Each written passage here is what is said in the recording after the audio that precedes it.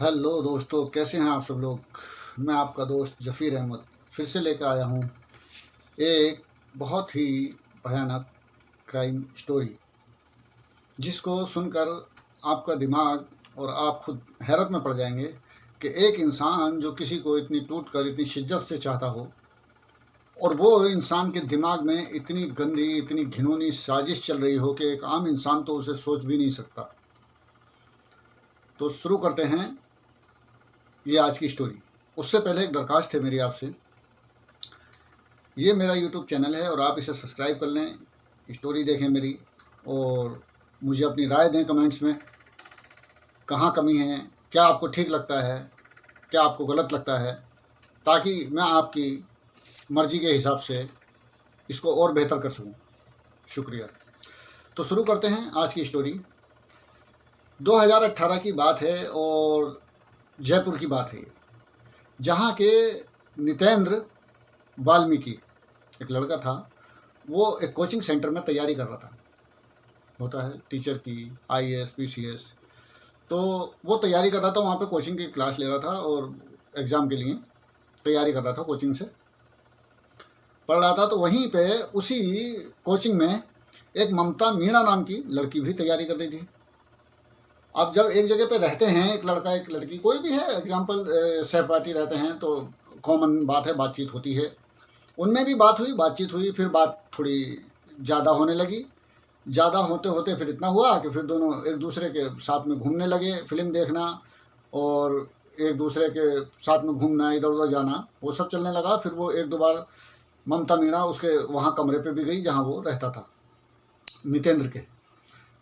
अब वो उसके यहाँ जाती थी, तो जब उसके कमरे पे गई नितेंद्र के, तो उसको ना थोड़ा उसके रहन सहन से या होता है, और उसने देखा, तो देखने से उसको लगा कि शायद ये कास्ट इसकी अलग है।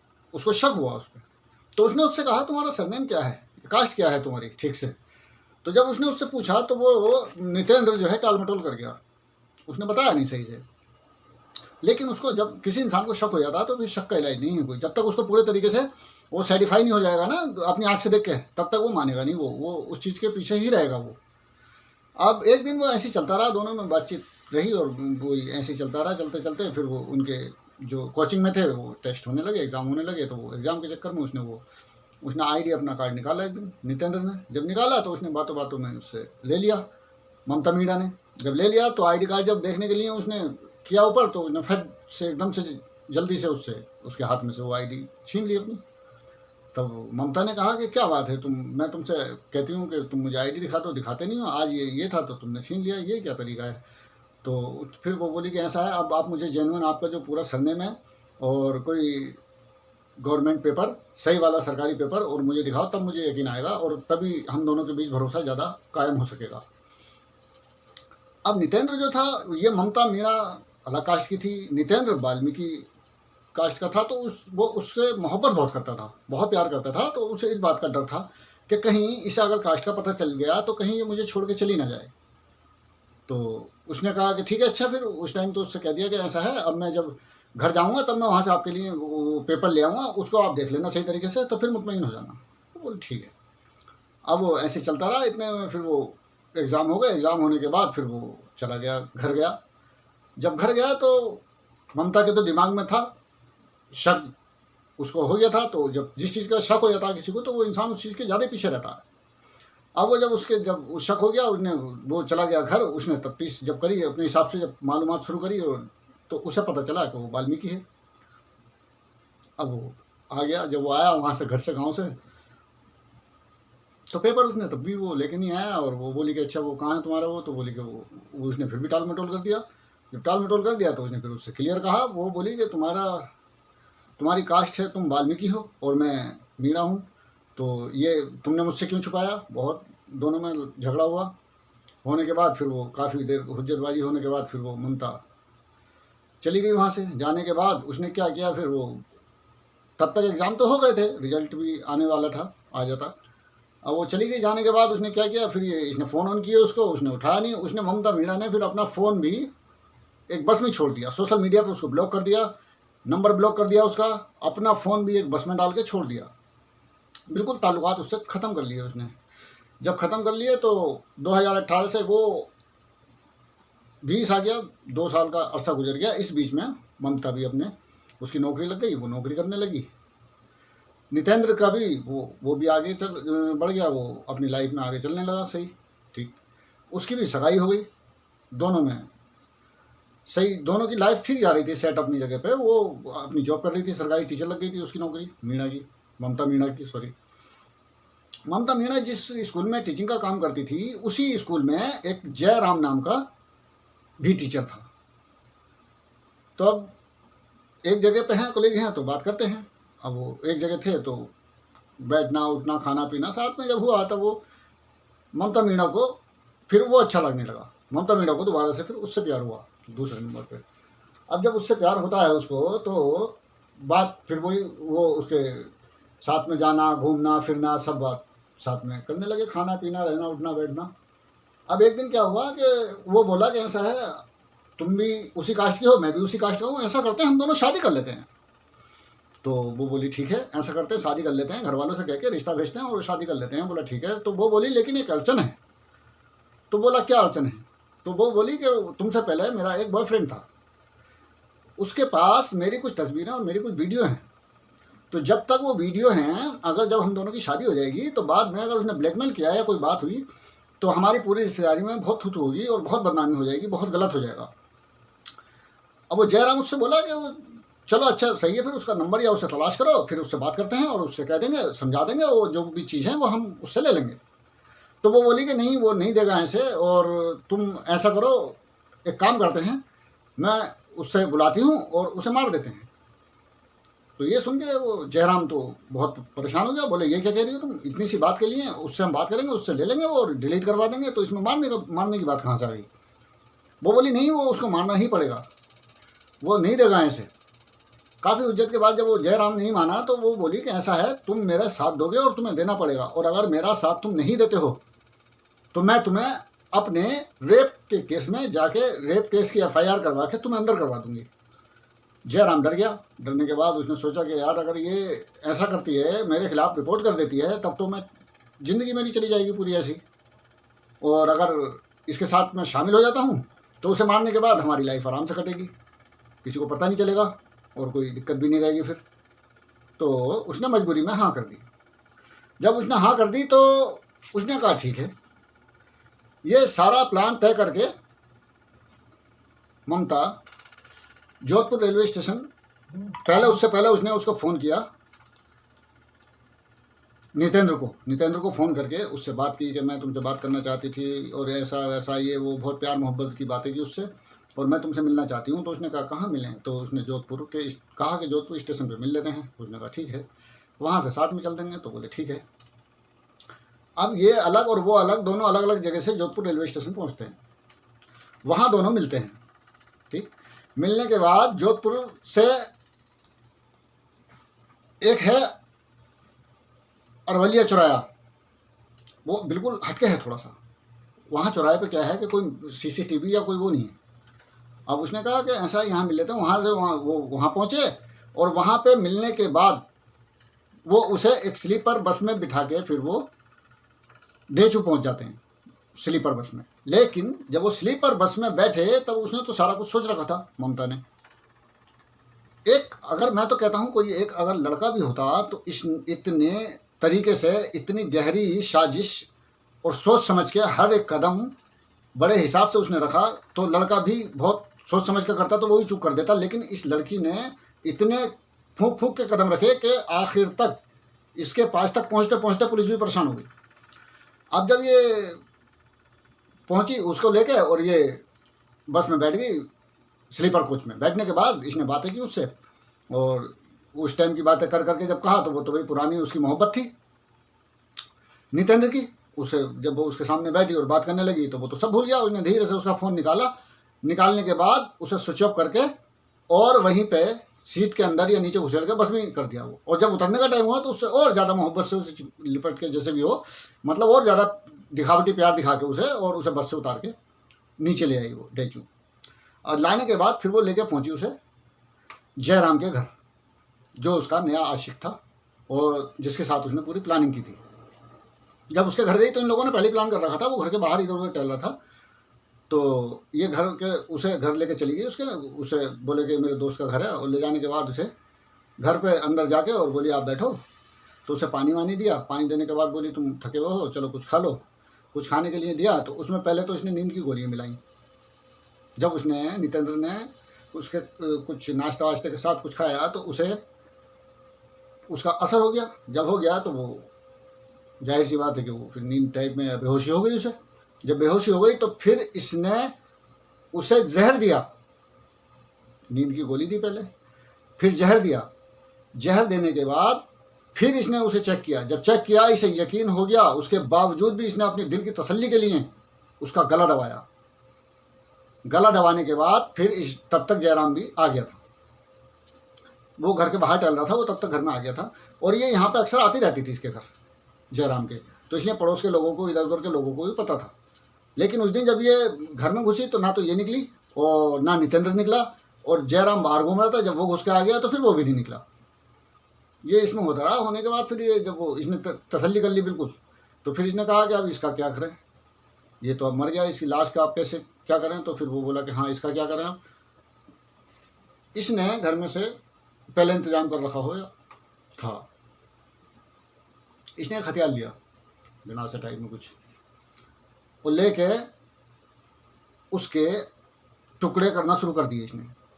जब जयराम ने देखा तो उसने कहा कि ये क्या है, तो वो बोली कि अगर ये ऐसा नहीं होता है तो इसे कहाँ डालोगे इस लाश को, यहाँ पे ऐसा करते हैं इसके टुकड़े कर देते हैं, टुकड़े करके और इसे जला के और फिर बाहर कहीं डाल देते हैं जंगल में, कुछ कुत्ते खा लेंगे और कुछ जंगली जानवर ले जाएंगे, तो ना कुछ सबूत बचेगा और ना वो होगा, और फिर हमारी ज़िंदगी आराम से कट जाएगी। उसने कहा ठीक है।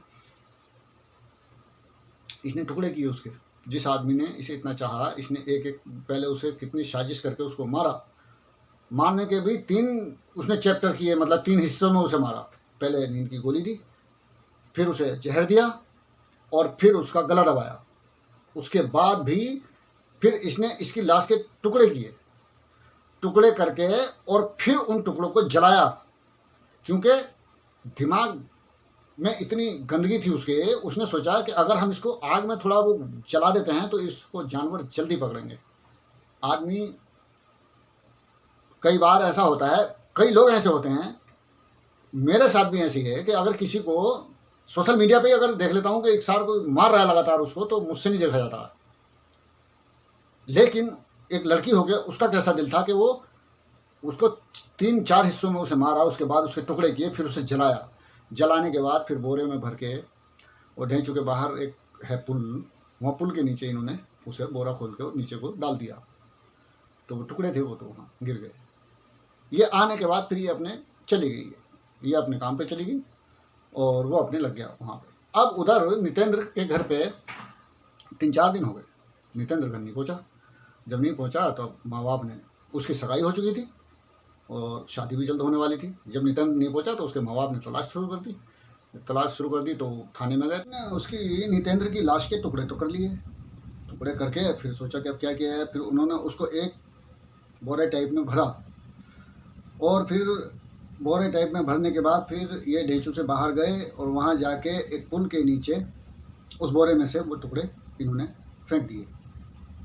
कुछ जले कुछ जले, वो नीचे जाके गिर गए। ये वापसी आके ये अपने चली गई काम पे, और जो जॉब कर रही थी वहाँ पे अपने नॉर्मली लगने लगी, और वो भी वहीं पे अपना, जयराम भी अपनी ड्यूटी पे जाने लगा रोज। अब उसके बाद में इधर जब ये नहीं आया घर, तब इसके घर वालों ने खोजबीन चालू की कि ये नितेंद्र गया कहाँ। 2 दिन 3 दिन हो गए, उसके बाद कुछ बिना बताए जब निकल गया तो फिर उन्होंने, घर वालों को फिक्र हुई, उन्होंने जाके थाने में कहा कि सर ऐसे ऐसे बात है, हमारा लड़का है और जवान लड़का है, ऐसे गायब है, 3 दिन हुए या 5 दिन हुए जो भी है, तो आप इसकी ज़रा तलाश कर लीजिए। अब आजकल क्या होता है कि वो प्रशासन भी और पुलिस वाले भी थोड़ा, ये अधिकारी सोचते हैं कि आजकल माहौल ऐसी है, थोड़ा 1-2 4 दिन में आ ही जाएगा बच्चा, और हो ही रहा है ऐसा। लड़के लड़की गायब हो जा रहे हैं, फिर 2-4 दिन में वापसी भी आ जाते हैं। तो उन्होंने कहा चलो आप देखो, थोड़ा तलाश करो और आ जाएगा 1-2 दिन में। तो फिर भी उसके बाद भी वो लोग समझा के उन्हें भेज दिया, वो चले गए घर वाले। जाने के बाद पुलिस वालों की नज़र में तो ये बात थी, थाने में इत्तला हो गई थी कि वो लड़का गायब है ऐसे ऐसे। उसके बाद में किसी ने आके थाने में एक इत्तला दी कि साहब वहाँ उस पुल के नीचे एक मांस के लोथड़े हैं और हड्डी हैं और उनको जानवर खींच रहे हैं। तो जब ये बात सामने आई कि वो इंसानी कंकाल टाइप में कुछ है, तो प्रशासन के कान खड़े हो गए, फटाफट गए वहाँ पे। जाने के बाद जब देखा तो बात सही थी। तो कुछ कुत्ते और जानवर उस हड्डी को चाट रहे थे जो सिरका था, और उसमें कुछ मांस जो भी था। जब गए तो उन्होंने जाके उसको इकट्ठा किया तो नहीं मिला सारा कुछ, बस थोड़ा बहुत मिला, और जो कि आप ये देख रहे हैं, बस इतना ही थोड़ा बहुत मिला। जो भी मिला उन्होंने इकट्ठा करके और फिर उसको ले आए। जब ले आए तो लाने के बाद उन्होंने सोचा कि इसका क्यों ना इसका वो करवा लिया जाए, डीएनए और जो जांच होती हैं वो। तो वो उसका तो नज़र में था ही नितेंद्र का कि गायब है लड़का। तो जब उसके हिसाब से जब जांच करवाई, घर वालों ने कहा, जब जांच करवाई तो उसमें आ गया कि ये नितेंद्र ही है। तो ये बात क्लियर हो गई, साफ हो गई। अब जब घर वालों से पूछा तो घर वालों ने कहा, उसकी माँ सब घर वालों को पता ही था कि इसका उस टाइम पे ये कोचिंग करता था। तो वहाँ पे जब कोचिंग क्लास ले रहा था तो वहाँ पे इसकी एक जान पहचान थी, एक लड़की से रिलेशन था। उन्होंने बता दिया। जब बता दिया तो फिर पुलिस वाले गए। जब उन्होंने उसका, हाँ, इतने में क्या हुआ कि वो जो बस में मोबाइल रह गया था, ममता ने मोबाइल डाल दिया था सीट के नीचे। तो वो कंडक्टर इतना समझदार और इतना अच्छा इंसान था कि उसने वो मोबाइल जब उसको मिला तो उसने ले जाने के बाद वो थाने में जमा करवा दिया उसको। साहब ये मोबाइल रह गया, 2 कपल चले आए थे, वो उतर के चले गए, उनका ये मोबाइल रह गया है। अब जब उन्होंने उस मोबाइल को देखा, देखने के बाद जब निकाला तो उसमें से एक चीज़ जो है बहुत हैरत अंगेज दिखाई दी। उसमें एक वीडियो क्लिप थी। वीडियो क्लिप में ममता, मीणा और नितेंद्र जा रहे हैं एक काली माता के मंदिर पे, चढ़ाई पे चढ़ रहे हैं। उसके वो आगे आगे नितेंद्र है, पीछे ममता है, और वीडियोग्राफी में साफ आ रही है, और उसके गले में मंगलसूत्र है। अब ये देख के तो ताज्जुब हैरत हो गई, ये इसके साथ जा रही है और ये मंगलसूत्र है इसके गले में, क्या मसला है। तो फट से उन्होंने जाके उसको इतला, वो वहाँ पे जाके गए स्कूल उसके, और जाके कहा, साहब आप आइए और ऐसे ऐसे बात है और आपके बयान लेने हैं। तो वो आई। आने के बाद पहले भी एक बार आ चुकी थी, वो पहले भी बुलाया था उसे, पहले बुलाया था। बुलाने के बाद जब उसको जब उसका मोबाइल मिला था नितेंद्र का, तो उसमें जो कॉल की थी, इतना मतलब उसने सबूतों को मिटाने की और सबूतों से सामने आने से बचने के लिए ऐसी ऐसी तरकीब की थी उसने, ममता, मीणा ने, कि इंसान सोच भी नहीं सकता। जब भी कॉल करती थी किसी राहगीर से फ़ोन लेके फ़ोन करती थी वो, अपने किसी फ़ोन से फ़ोन नहीं किया उसने। अब ये जब उसने, लेकिन आवाज़ तो उसकी थी, आवाज़ कैसे बदल देती वो। उसने राहगीर से फ़ोन किया, जब उन्होंने नंबर उसके CDR निकलवाई तो देखा तो अलग अलग नंबरों से उसके फ़ोन पर फ़ोन आया नितेंद्र के। उसकी जब वॉइस निकलवाई तो वॉइस में जब ममता की आवाज़, जब लेडी जब आ जाई, तो उन्होंने कहा, जब घर वालों को सुनाया तो उन्होंने कहा, ये तो ममता जी उसकी आवाज़ है। तो ठीक है, ममता को बुलाया तो वो बोली, हाँ मैं बात तो करती थी उससे, और ये मेरी तो आवाज़ नहीं है। इस तरीके से वो साफ, वो तो एक साफ निकल गई, क्योंकि सामने कोई मौके पर वो नहीं था सबूत। एक बार निकल गई, दोबारा फिर उसको जब वीडियो सामने आया, जब और उसको सही तरीके से मोबाइल को चेक किया तो वीडियो सामने आया, दोबारा फिर बुलाया उसे, बोले ये आपका ऐसे से, ये देखो आप शादी की थी आपने उससे। तो फिर वो इतनी बात से कि मैं उससे नहीं मिली थी या मिली थी, फिर इतने पे आ गई कि हाँ मैं उससे मिली थी, हमने शादी भी की थी, लेकिन उसकी बिरादरी की, कास्ट की वजह से कह सकते हैं कि फिर वो हम लोगों में नहीं बन पाई, तो मैंने उसको छोड़ दिया। लेकिन कत्ल तक तो जाने का मेरा मतलब ही नहीं है, मैं इतना घिनौना काम नहीं कर सकती, ये वो सब करके वो फिर निकलने लगी। वो निकलने लगी तो फिर वो, इस बीच में पुलिस ने क्या किया था, जब उनको पहली बार जब उन्होंने जब इससे बात की थी तब उनको शक हो गया था। तो फिर जो आवाज़ शुरू में उन्होंने लेके रिकॉर्ड की थी, एक राहगीर वाले फ़ोन से जो फ़ोन आया था नितेंद्र के फ़ोन पे, वो इन्होंने सेव कर रखी थी वॉइस इसकी। उस वॉइस मैचिंग करने के लिए इन्होंने जब जब ममता को बुलाया थाने, तब तब उसकी आवाज़ रिकॉर्ड की। हर बार रिकॉर्ड करने के बाद फिर दोनों को मैचिंग करवाया। मैचिंग करवाने के बाद वो जब रिपोर्ट आई तो वो परफेक्ट उसी की आवाज़ थी, ममता, मीणा की। फिर उनको बिल्कुल कंफर्म हो गया कि हाँ यही कातिल है। उन्होंने फिर उठाया उसे उठाया, और वो जयकरण नाम है उसका, जयराम नहीं है। पूरे मैंने स्टोरी में जयराम बोला है, जयकरण नाम था उस लड़के का, जो दूसरा उसका, जिसके साथ मिलकर इसने साजिश रची थी और ये इसका वारदात को अंजाम दिया था। उसको उठाया दोनों को। उठाने के बाद जो पुलिस जैसे पूछताछ करती है उस तरह से उन्होंने पूछताछ की, और करने के बाद फिर उन्हें सब कुछ दिखाया, ये तुम्हारी आवाज़ है, मैचिंग है, और ये बिल्कुल सेट है, परफेक्ट तुम ही हो इसमें। तब उसने कबूल किया कि हाँ मैं हूँ इसमें। और उसके बाद फिर जयकरण और उन दोनों को पकड़ के और कस्टडी में लेने के बाद कुछ दिन की रिमांड पर लेके, और अब वो दोनों जेल में हैं और मुकदमा चल रहा है, ट्रायल शुरू होगा, उसके बाद क्या कोर्ट अपना फैसला लेता है। लेकिन ये कहानी सुनने के बाद, स्टोरी सुनने के बाद इंसान का प्यार मोहब्बत इश्क से तो बिल्कुल दिल ही उठ जाता है। उस इंसान ने मोहब्बत की, फिर वो अपने रास्ते पे निकल गया, लेकिन मौत, और इतनी दर्दनाक मौत उसका इंतज़ार कर रही थी। जिससे वो मोहब्बत करता था उसी ने बुला के और प्यार के झांसे में लेके और अपने हाथ से इस तरह से मारा कि एक जल्लाद भी नहीं मार सकता। जल्लाद भी क्या करता है कि एक बार में मार देता है वो, लेकिन उसने तो उसको 5 बार मारा। पहली बार उसको नींद की गोली दी, दूसरी बार इंजेक्शन लगाया, तीसरी बार उसका गला दबाया, चौथी बार उसको उसकी लाश को टुकड़े किए, 5वीं बार उसको जलाया। ये उसने उसके साथ किया जो इससे बेइंतहा मोहब्बत करता था। तो कोई भी क्रिमिनल अगर ये सोचे कि मैं क्राइम करके बच जाऊंगा, तो ऐसा नहीं है, वो बचेगा नहीं। 2018 से 2025 तक ये चला है हिसाब किताब। अब आप ही समझिए कि कितने साल के बाद, लेकिन पुलिस की मुस्तैदी मानना पड़ेगा। अगर पुलिस कोई भी अगर केस आ जाए और सुलझाने पर आ जाए, तो मतलब नहीं है कि वो केस रह जाए या कातिल बच जाए। होते हैं बहुत से क्रिमिनल सोचते हैं कि हमने कर लिया है तो अब हम बिल्कुल सख्त से, जिसे कहते हैं प्लान बना के करते हैं, लेकिन फिर भी नहीं। क्रिमिनल को तो फंसना ही है और आना ही है और उसे अपने अंजाम को पहुंचना ही है। ये बात बिल्कुल हकीकत है। आपको ये स्टोरी कैसी लगी, अपनी राय कमेंट्स बॉक्स में ज़रूर दें, और मेरे इस चैनल को सब्सक्राइब कर लें, डिस्ट्रीब्यूट करें, आगे बढ़ाएं, और अपने यार दोस्तों से कहें उनको सब्सक्राइब करवाएं और हौसला अफजाई करें मेरी उसके लिए। और जिन दोस्तों ने कर रखा है उनका लिए बहुत बहुत तहे दिल से शुक्रिया। बहुत अच्छा ग्रोथ हो रहा है, बहुत अच्छा रिस्पांस मिल रहा है मुझे। बहुत बहुत शुक्रिया जो भी दोस्त मेरा ये देखते हैं प्रोग्राम। ओके, जय हिंद।